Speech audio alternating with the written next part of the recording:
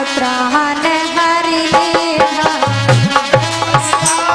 प्राण हरि लीला, जानत है जगत वीरा, रात कहा मुनि सन रघुराई, मुनि सन रघुराई, तेरा भय याद करम तुम जाई, याद करब तुम जाई। ओम करन लागे मुनि झारी, लागे मुनि जागे, आप रहे मख पे रखवारी, आप रहे मख पे रखवारी।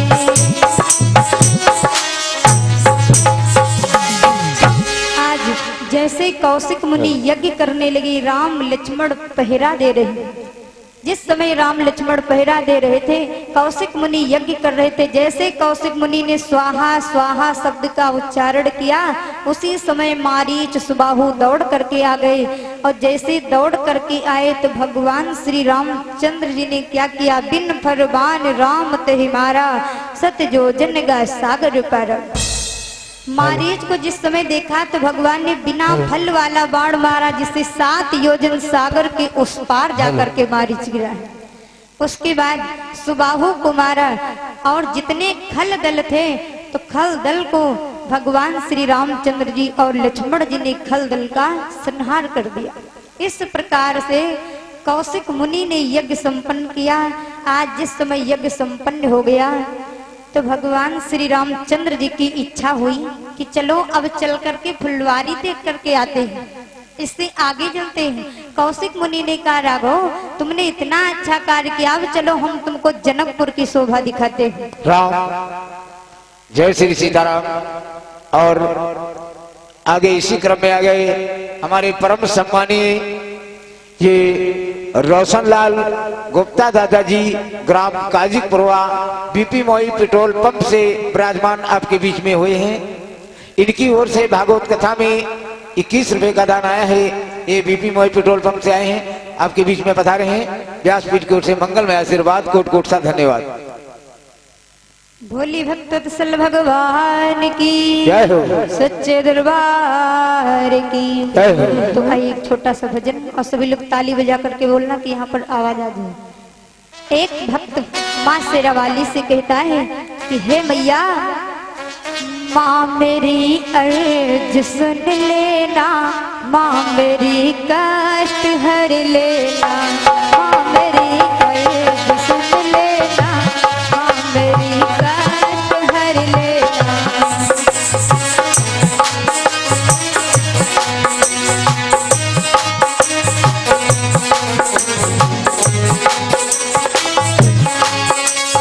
माँ तुमसे विनती कर रहा मैं दोनों कर से, माँ तुमसे विनती कर रहा मैं दोनों कर से, झोली खुशियों से भरे तेरे ही घर से, माँ मेरी कष्ट भर लेना, माँ मेरी अर्ज सुन ले, माँ मेरी काश हर लेना, माँ मेरी अर्ज सुन लेना, माँ मेरी काश हर लेना, माँ मेरी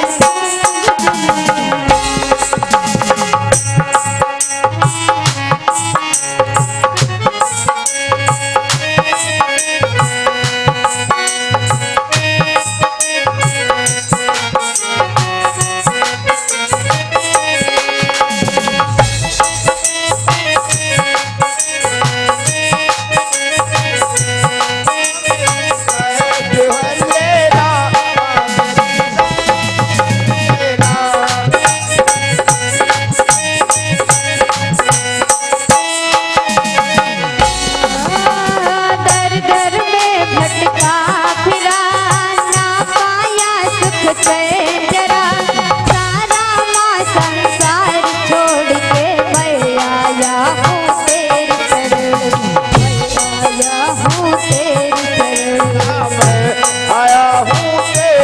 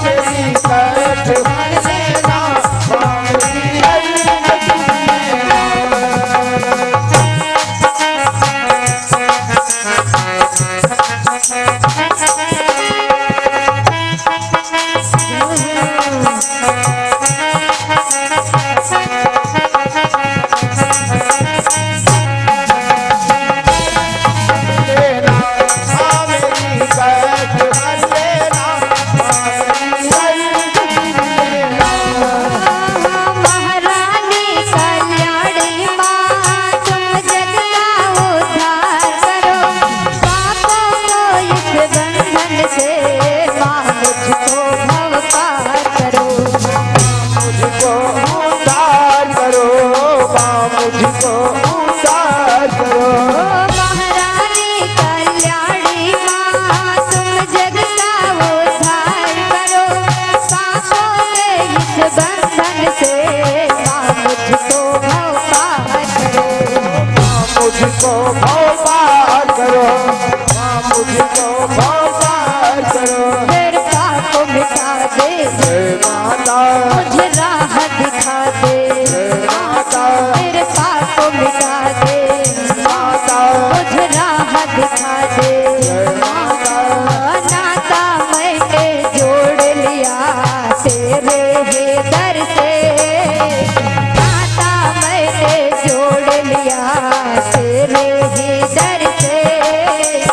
झोली खुशियों से भरे तेरे ही दर से, आखिरी कष्ट हर लेना, आखिरी कष्ट लेना।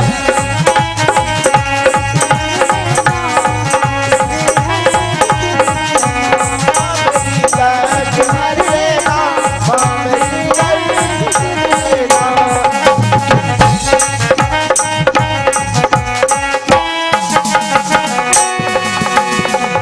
जग में कोई नहीं माँ तेरी शक्ति के सिवा, मिलन को कुछ भाई नहीं माँ तेरी भक्ति के सिवा। तेरी भक्ति को हुआ, माँ तेरी भक्ति को हुआ। इस जग में कोई नहीं माँ तेरी शक्ति के सिवा, मिलन को कुछ भाई नहीं माँ तेरी भक्ति के सिवा। तेरी भक्ति से हुआ, मुझे ज्ञान बता दे, जय माता, मुझे राह दिखा दे। जय माता, मुझे ज्ञान बता दे, जय माता, मुझे राह दिखा दे। जय माता। टुकड़ा मेरा खिल उठा तेरे ही दर से, टुकड़ा मेरा खिल उठा तेरे दर्शन से। झोली खुशियों से भरे तेरे ही दर से, हाँ मेरी कष्ट हर लेना, हाँ मेरी कष्ट लेना।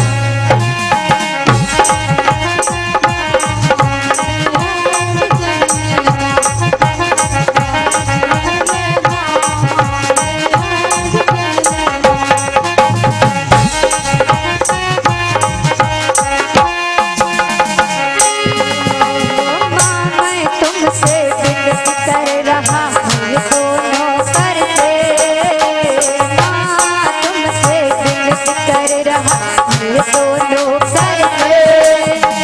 झोली खुशियों से भरे तेरे ही दर से, माँ मेरी कष्ट हर लेना, माँ मेरी कष्ट हर लेना, माँ मेरी कष्ट हर लेना, माँ मेरी कष्ट हर लेना, माँ मेरी कष्ट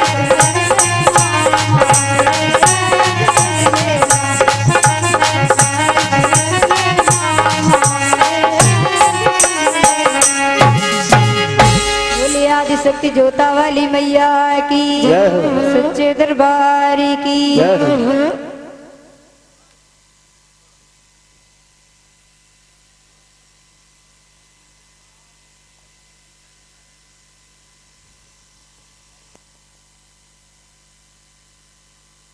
हेलो हेलो की जय हो। तो आज जिस समय भगवान श्री रामचंद्र जी और लक्ष्मण जी कौशिक मुनि के साथ में जा रहे थे तो कौशिक मुनि कहाँ लेकर के पहुँचे। जिस समय जनकपुर को लेकर के पहुँचे तो वहां पर क्या देखा, आश्रम एक देख मगमाही, खग मृग जीव जंतु तहिनाही। जनकपुर की ओर जा रहे थे तो मार्ग में एक ऐसा आश्रम देखा, ऐसा जंगल देखा कि जहां पर एक भी जीव जंतु पशु पक्षी नहीं थे। जिस समय वहां पर एक भी पशु पक्षियों को नहीं देखा तो भगवान श्री रामचंद्र जी पूछते हैं कि हे प्रभु ये बताओ ये कैसा जंगल है, यहाँ पर एक भी पशु पक्षी दिखाई नहीं दे रहे, एक भी चिड़िया नहीं, आखिर में बात क्या है। तो आज जिस समय भगवान श्री रामचंद्र जी जब और आगे पहुंचे तो पत्थर की शिला को देखा। आज जिस समय पत्थर की एक शिला को देखा, पत्थर की शिला को देख करके पूछने लगे ये बताओ प्रभु ये पत्थर की शिला कौन है।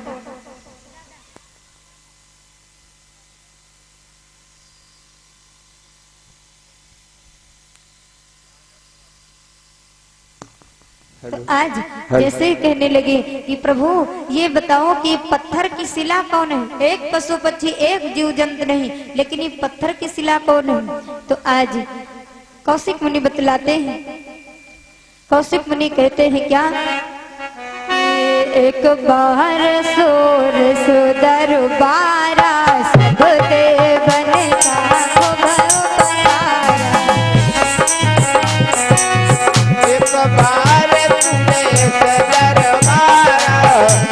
देवन का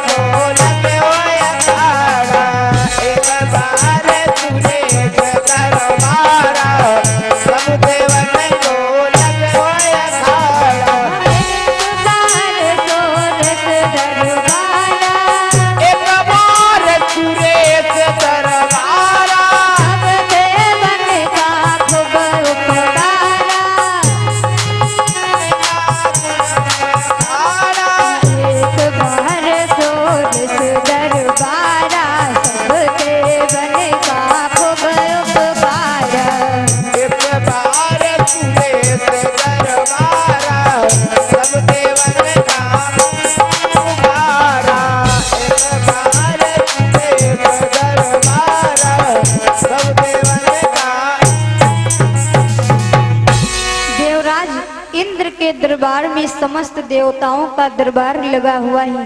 33 कोट के देवता वहां पर बैठे हुए हैं। एक दिन का जिक्र, जिस समय सभी देवता इंद्रलोक के वहां पर बैठे थे, इंद्र के दरबार में बैठे थे, तो इंद्र ने पूछा सूर्य भगवान से, जिस समय इंद्र ने सूर्य भगवान से पूछा हे प्रभु ये बताओ कि संसार में इस दुनिया में सबसे सुंदर नारी किसके है। सूर्य भगवान ने कहा ये तो हम नहीं बता सकते हैं कि दुनिया में सबसे सुंदर नारी किसकी है, क्योंकि जब मैं खुल करके निकलता हूँ तो लोग छांव को भागते हैं। अगर जो धूप निकलती है तो मनुष्य कहाँ भाग कर जाते हैं, जहाँ पर छांव होती है।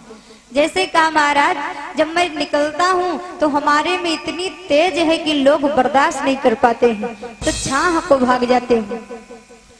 इसीलिए मैं नहीं बता सकता हूँ, लेकिन ये बात अगर पूछना है तो आप चंद्रमा से पूछो। चंद्रमा बता सकते हैं कि संसार में दुनिया में सबसे सुंदर नारी किसके है। आज इंद्र ने चंद्रमा को बुलाया। आज जैसे चंद्रमा से पूछा है चंद्रमा तुम बताओ कि दुनिया में सबसे सुंदर नारी किसके है। तो चंद्रमा ने कहा अच्छा ठीक है मैं तुमको अवश्य बताऊंगा कि दुनिया में सबसे सुंदर नारी किसकी है। कहा दुनिया में सबसे सुंदर नारी है गौतम ऋषि की पत्नी। कहा गौतम ऋषि की पत्नी अहिल्या सबसे सुंदर नारी है, उनके सिवा कोई सुंदर नहीं है। हेलो हेलो ठीक हेलो। आज जैसे पूछा कि हे महाराज दुनिया में सबसे सुंदर नारी है गौतम ऋषि की पत्नी जिनका नाम है अहिल्या। अहिल्या का नाम जैसे ही इंद्र ने सुना तो कहा हे चंद्रमा क्या तुम जानते हो कि उनका घर कहाँ है। चंद्रमा ने कहा हाँ मैं जानता हूँ कि घर कहाँ पर है, क्योंकि अगर जिस समय जब चंद्रमा निकलता है गर्मी के मौसम में या ठंडी के मौसम में तो मनुष्य सभी लोग बाहर टहलते हैं, टहलते कि नहीं। और अगर कहूँ धूप निकल आए तो कोई टहलता है, सभी लोग छांव को भागते हैं। तो आज जैसे ही चंद्रमा से पूछा, चंद्रमा तुम बताओ किसकी सबसे सुंदर नारी है? कहा गौतम ऋषि की पत्नी अहिल्या। आज अहिल्या का नाम इंद्र ने सुना तो इंद्र कहते ये बताओ उनके घर का रास्ता बताओ कि उनका घर कहाँ पर है, यहाँ से कितनी दूरी पर घर है। तो आज इंद्र ने कहा जैसे पूछा तो चंद्रमा कहते ठीक है मैं तुमको अवश्य बताऊंगा कि उनका घर कहाँ है। लेकिन आज इंद्र चंद्रमा चल पड़े गौतम ऋषि के घर पर और इधर गौतम ऋषि का एक नियम था प्रातः काल 4 बजे उठकर पूजा पाठ करना, स्नान करना, पूजा पाठ करना, ये संतों का नियम बताया गया है। संत का क्या नियम होता है? सुबह 4 बजे उठकर पूजा पाठ करना संत का नियम बताया गया है। इधर गौतम ऋषि का नियम था कि 4 बजे उठ करके पूजा पाठ करने के लिए चले जाते थे। और लेकिन उठते कैसे थे? जब 4 बजे मुर्गा बोलता था, पहले का मुर्गा बोलता था ना, जब पहले के जमाने में जब मुर्गा बोलता था तो लोग उठ करके चले जाते थे। और लेकिन अब अलार्म की जरूरत पड़े लगी। हाँ, अब मुर्गा वाली सुविधा बंद, अब अलार्म रुके रहा 4 बजे तो अलार्म बाजे लगे।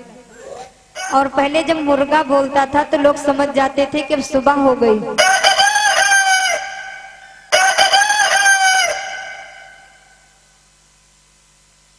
तो आज इधर गौतम ऋषि का नियम था कि 4 बजे जब मुर्गा बोलता था तो स्नान करने के लिए चले जाते थे, पूजा पाठ करने के लिए चले जाते थे। और गौतम का मतलब क्या होता है? गौतम यानी गौ माता ने इनका तम हर लिया था, जिसके कारण इनका नाम पड़ गया था गौतम। गौतम का जिस समय जन्म हुआ था तो ये जन्म से अंधे थे। गौतम ऋषि जन्म से अंधे थे। एक समय गौ माता ने जब देखा गौतम ऋषि को, गौतम ऋषि गौ की बहुत सेवा करते थे। जिस समय गौ माता ने गौतम ऋषि की सेवा देखा तो गौ माता ने अपनी योग शक्ति के द्वारा उनके तम को हर लिया, जिससे गौतम ऋषि को दिखाई देने लगा। तब इनका नाम पड़ गया था गौतम। राम जय श्री राम। आप हैं ये परम सम्मानीय जगदीश साहब जी, आपकी ओर से 100 रुपए का दान। और आप हैं परम सम्मानीय राजू यादव, इसी ग्राम सभा चक निवासी, आपकी ओर से 51 रुपए का दान प्रदान। व्यासपीठ की ओर से मंगलमय आशीर्वाद, कोट कोट सा धन्यवाद।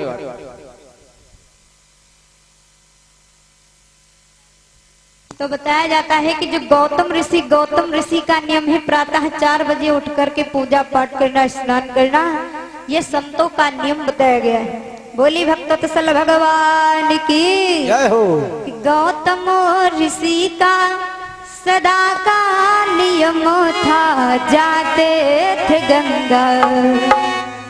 गौतम ऋषि का सदा का नियम था, जाते थे गंगा। सवेरे सवेरे जाते थे गंगा, सवेरे सवेरे जाते थे गंगा, सवेरे सवेरे जाते थे गंगा। हो गौतम ऋषि का, अरे गौतम ऋषि का सदा का नियम था, जाते थे गंगा। सवेरे सवेरे जाते थे गंगा, सवेरे जाते थे गंगा। और इधर रात्रि का समय है, ठीक रात के 12 बज रहे हैं। आज इंद्र चंद्रमा से कहते हैं चंद्रमा तुम तो जानते हो गौतम ऋषि का घर कहाँ है? चंद्रमा ने कहा हाँ मैं जानता हूँ। तो कहा है चंद्रमा तुम ठीक रात के 12 बजे मुर्गा बन जाओ। और क्या कहते हैं? हाँ इंद्र चंद्रमा से बन जाओ मुर्गा, कहा इंद्र चंद्रमा से बन जाओ मुर्गा, चंदा से बन जाओ मुर्गा।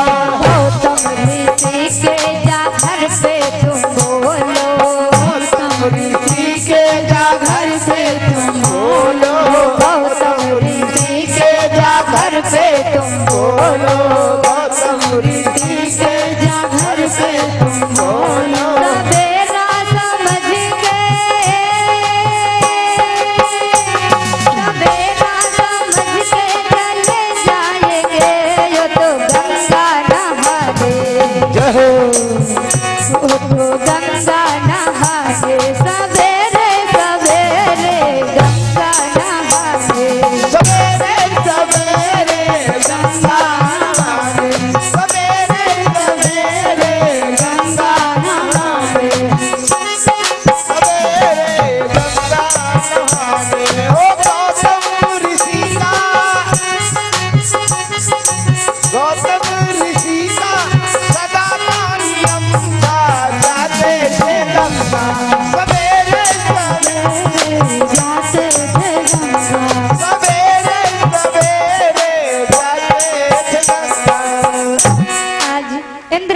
से कहते हैं कि हे चंद्रमा, तुम ठीक रात के 12 बजे मुर्गा बन जाओ और चल करके तुम कोकड़ू को की आवाज करो, और जब जा करके तुम कोकड़ू को की आवाज लगाओगे तो गौतम ऋषि उठ करके स्नान करने के लिए चले जाएंगे, और जैसे गौतम ऋषि जाएंगे उसी समय मैं मौका पा करके अहिल्या के साथ में छल करूंगा।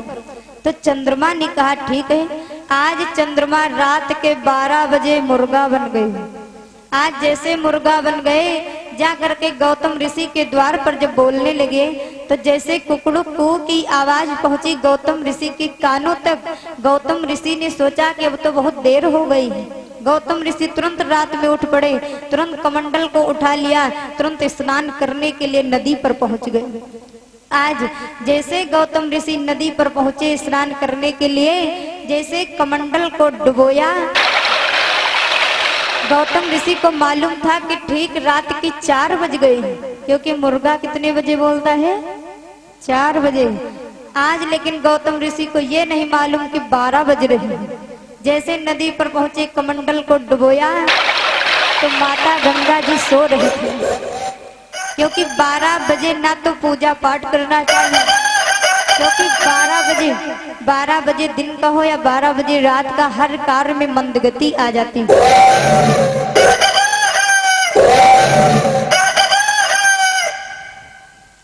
शुभ कार्य 12 बजे नहीं करना चाहिए। आज जैसे गौतम ऋषि ने कमंडल को डुबोया तो माता गंगा जी सो रही थी। जैसे माता गंगा जी की आंख खुली, माता गंगा जी कहने लगी, कौन है पापी जो इस समय स्नान करने के लिए आ गया? जैसे माता गंगा जी को क्रोध आया तो माता गंगा जी कहती हैं कि अर्ध निशा में पापी को यहाँ आया, अर्ध निशा में पापी को यहाँ आया, पापी को यहाँ आया, सुधला के गंगा में सबको सुनाया, सुधला के गंगा ने सबको सुनाया, गंगा ने सबको सुनाया। सवेरा समझ के, सवेरा समझ के चले जाएंगे, ये तो गंगा नहाने, वो तो गंगा नहाने, सवेरे सवेरे गंगा नहाने, सवेरे सवेरे गंगा नहाने, सवेरे सवेरे गंगा। ओ गौतम ऋषि का सदा का नियम, जाते थे गंगा, ओ जाते थे गंगा, सवेरे जाते थे गंगा, सवेरे सवेरे जाते थे गंगा, सवेरे सवेरे जाते थे गंगा। सवेरे सवेरे जाते थे गंगा। आज माता गंगा जी की जैसे ही आंख खुली तो कहने लगी, कौन है पापी जो आधी रात को आया है मुझे जगाने के लिए? माता गंगा जी की आवाज को सुनकर गौतम ऋषि हाथ जोड़ करके बोले, हे मैया, कोई नहीं, मैं आपका भक्त हूँ, मेरा नाम है गौतम ऋषि। मैं तो हमेशा मुर्गे की आवाज को सुनकर आता हूँ और हमेशा आता हूँ, आज भी हमने मुर्गे की आवाज सुनी है। हे मैया, तुम कहती हो कि रात हो गई है, रात नहीं मैया, अब तो सुबह हो गई है, 4 बज गए हैं। तो माता गंगा जी ने ध्यान किया, और जैसे ही ध्यान किया तो माता गंगा जी को मालूम हो गया कि हमारे भक्त के साथ छल हो रहा है।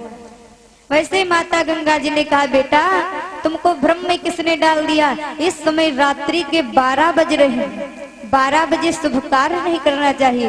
हे बेटा, तुम्हारे घर में इंद्र छल कर रहा है तुम्हारी पत्नी अहिल्या के साथ। आज जैसे ही छल का नाम सुना तो किसका ध्यान, किसका स्नान, गौतम ऋषि ने कमंडल को फेंक दिया, कमंडल को फेंक दिया, जैसे सीधे घर को आई। और जैसे घर को आए तो देखा क्या, तो क्या देखा कि इंद्र जो है, इंद्र घर के अंदर बैठे हैं अहिल्या के पास। आज जैसे ही आए घर को, आवाज लगाया, अहिल्या, ओ अहिल्या, लेकिन अहिल्या कुछ भी नहीं बोली।